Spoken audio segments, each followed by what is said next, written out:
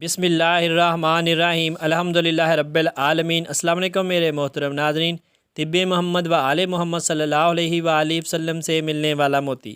جمعرات کے دن ناخن کاٹنے سے مریض صحت یاب۔ حضرت امام رضا سلام اللہ علیہ نے ایک شخص کو آنکھوں کے آزار یعنی درد میں مبتلا دیکھا۔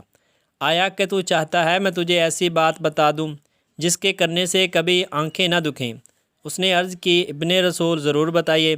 فرمایا ہر جمعرات کو ناخن کتروایا کر۔ اس شخص نے جب اس فرمان کی تکمیل کی کبھی اس کی آنکھیں نہیں دکھیں۔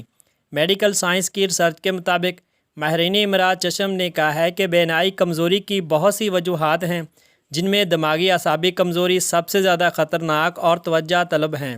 اس کے علاوہ ناقص غذا اور جسم کے ضروری غذائی اجزاء سے محروم ہونا بھی قابل غور شامل ہیں۔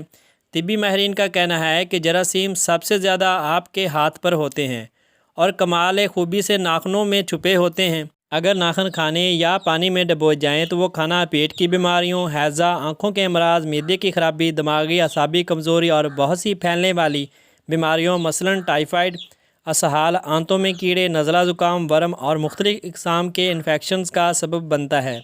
لہٰذا ہفتے کا کوئی بھی ایک دن، خاص کر آپ جمعرات کے دن ناخن تراشنے کے لیے مختص کر دیں، اور جب ناخن بڑے ہی نہیں ہوں گے تو پھر بیماریوں میں مبتلا ہونے کا امکان بھی بہت کم ہوگا۔